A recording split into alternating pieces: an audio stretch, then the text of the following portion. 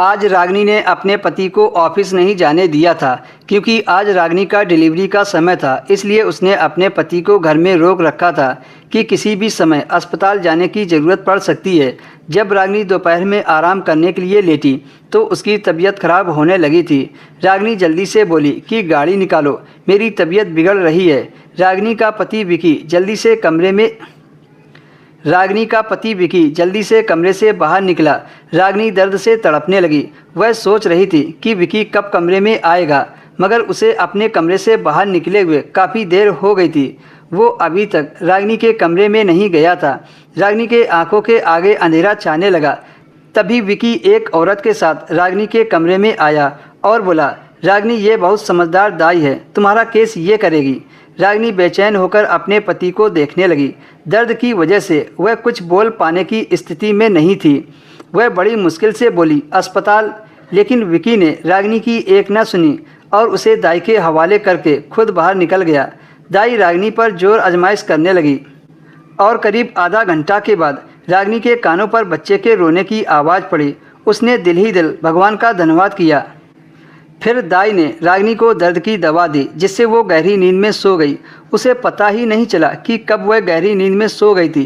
फिर जब उसकी आँख खुली तो उसने बच्चे को अपने पास नहीं देखा। फिर रागिनी ने विकी को आवाज़ लगाई तो उसने उठकर कमरे की लाइट ऑन की। विकी की आंखें खून जैसी लाल थी। फिर रागिनी ने पूछा, विकी मेरा बच्चा कहाँ है? ये सुनकर विकी के आंखों से आंसू टपकने लगे। वो बोला, बेटा पैदा हुआ था, मगर तुमने मुर्दा बच्चे को जन्म दिया था। रागिनी ने बेचैनी से अपने पति को देखा और बोली, मैंने अपने बच्चे की रोने की आवाज़ अपने कानों से सुनी थी। विकी बोला, तुमने कैसे सुन ली आवाज़? तुम तो बेहोश हो गई थी, नींद में तुमने सपना देखा होगा। रागिनी चीखने चिल्लाने लगी और बोली, विकी मुझे मेरा बच्चा वापस ला दो, मेरा बच्चा कहाँ है? विकी की बात सुनकर रागिनी के ऊपर आसमान जैसे गिर पड़े थे। विकी ने कहा, मैंने तो अपने बच्चे को मिट्टी में दफन कर दिया है। ये सुनकर रागिनी और ज़ोर ज़ोर से रोने लगी। रागिनी ने कहा, विकी तुमने मुझ पर बहुत बड़ा जुल्म कर दिया है। तुमने मुझे एक दाई के हवाले करके मेरा सब कुछ बर्बाद कर दिया।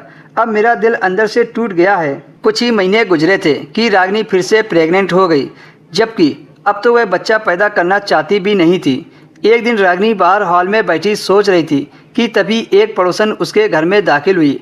वो उम्र में रागिनी से काफ़ी बड़ी थी। रागिनी के सिर पर आशीर्वाद देकर बोली, बेटी तुम्हारे बच्चे के बारे में सुनकर बहुत दुख हुआ।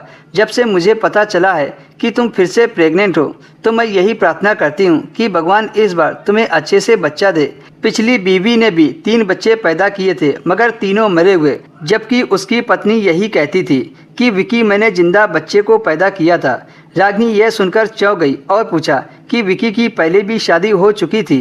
वो औरत चौंक कर बोली, बेटी क्या तुम्हें नहीं पता कि विकी शादीशुदा है?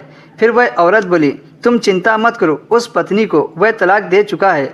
अब विकी सिर्फ तुम्हारा है। उसकी पड़ोसन जैसे ही घर से निकली तो रागिनी सोच में पड़ गई कि आखिर हम दोनों के बच्चे मरे हुए कैसे पैदा हो सकते हैं, क्योंकि जब बच्चा पैदा हुआ था तब मैंने बच्चे के रोने की आवाज़ सुनी थी। फिर रागिनी ने विकी की पहली पत्नी के बारे में पता किया और उससे मिली। फिर उसने रागिनी को जो बताया उसे सुनकर उसकी रूह कांप गई। दोस्तों, इसके आगे की कहानी आपको अगले वीडियो में मिलेगी।